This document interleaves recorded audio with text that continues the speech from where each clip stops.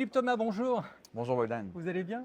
ça va Ça me super. fait grand plaisir de vous retrouver sur l'IPEM. Alors, je rappelle que vous êtes le président de Voltinum, une société de conseil spécialisée dans la tech due diligence, et vous affirmez que votre métier consiste à aider les investisseurs à valider leurs investissements dans la tech. Ça veut dire quoi concrètement ça? Ça veut dire qu'aujourd'hui la tech est essentielle Oui, dans beaucoup ça l'a toujours d'investissements. été, hein. Ça l'a toujours été et de plus en plus. Et qu'aujourd'hui on peut plus se contenter d'investir en faisant confiance aux pilotes, mais il faut regarder le moteur, il faut regarder sous le capot. Et D'accord. une due deal tech, c'est ça. Ça aide les investisseurs à regarder sous le capot, sous différents prismes. Des prismes concernent la cybersécurité, des prismes aussi sur la propriété intellectuelle, et enfin des prismes sur la scalabilité de l'infrastructure et de. Tous les logiciels et tout. Donc, en fait, vous faites le travail des investisseurs. Mais l'investisseur, il achète bien quelque chose, donc il doit savoir ce qu'il achète, non? C'est pas forcément un expert Ouais. en informatique et en infrastructure, et il se fait aider, tout comme dans les due deals légales et financières, il se fait aider par des experts tech qui vont lui permettre d'identifier des risques potentiels, encore une fois cyber, IP ou autres, et tout ce qui va être l'upside qui va provenir de la scalabilité du logiciel qu'ils achètent. Il y a eu pas mal d'attaques en cybersécurité, etc. Donc ça a dû vous avantager. Comment vous vous situez? Ça a été compliqué pour vous, le S1 ou pas? Alors le S1 était formidable, Ah. notre meilleur S1. Est-ce que c'est dû aux attaques cybersécurité? Je ne sais pas, mais quelque part c'est vrai que pour réduire ces risques-là, on a besoin de nous. Donc les attaques de cyber, il y en a eu et il y en aura de plus en plus. Et je pense que notre approche bidimensionnelle sur la réduction du risque de sécurité, de cybersécurité, est super importante. L'approche bidimensionnelle, ça veut dire une approche externe, et donc valider la possibilité ou l'impossibilité d'attaquer la surface externe, et puis une approche aussi intrinsèque, et donc qui consiste à scanner le code pour identifier les vulnérabilités. Et ces deux approches permettent vraiment d'avoir une pertinence dans notre due diligence tech qui les avantage. Alors vous avez ajouté une expertise IA, je crois, et blockchain.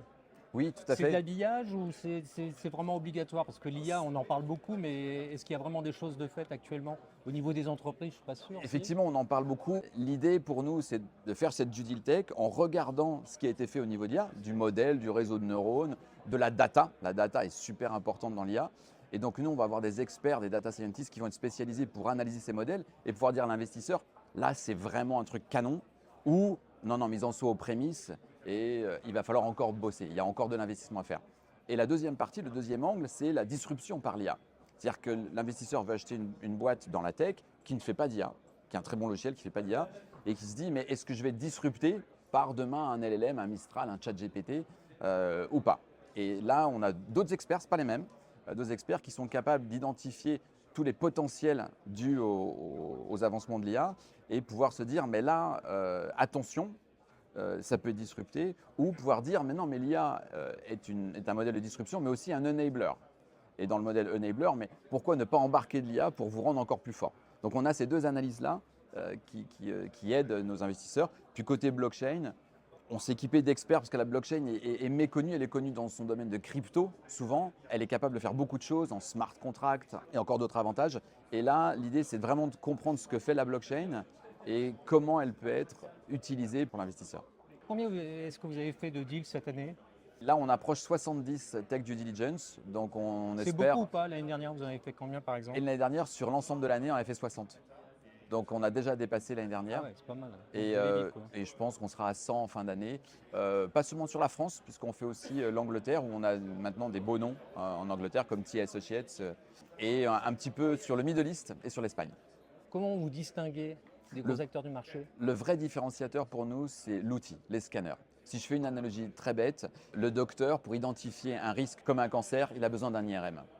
Et nous, on n'a pas seulement les experts, comme des grands cabinets comme EY, etc., mais on a aussi les outils, on a tous ces scanners-là. Sans ça, je pense que Et vous me disiez par exemple chez EY, ce sont des consultants, mais ce sont des généralistes. Ils en parlent très bien, mais en fait, ils sont peut-être pas aussi tech que vos équipes. oui, ils sont plus dans un domaine de consulting, alors que moi, mes experts sont vraiment des techs qui travaillent comme des techs, comme des CTO, et qui font ça en plus. Donc ils ont une pertinence et une connaissance des outils de tous les jours qui est plus forte. Et si en plus je leur ajoute l'IRM, je leur ajoute des outils, là ils peuvent vraiment identifier Mais comment tout. justement vous allez passer cette barrière? Parce que finalement, le client il dit ah, bah, c'est peut-être mieux d'être avec EY parce que ça fait mieux sur le papier, alors que techniquement, vous seriez peut-être meilleur. Comment vous faites pour les Il, convaincre? il faut les convaincre progressivement. Donc ça vient, le bouche à oreille nous aide beaucoup. puisqu'on a quand même déjà des beaux noms comme BPI, Euraseo, Capsa. Ça va venir progressivement, je suis assez confiant là-dessus. Il faut juste laisser le marché prendre connaissance de la pertinence de nos recommandations et puis petit à petit, en fait, Donc vous êtes très on va en confiant faire de pour plus en l'avenir, plus. vous? Oui, je suis très confiant sur l'avenir.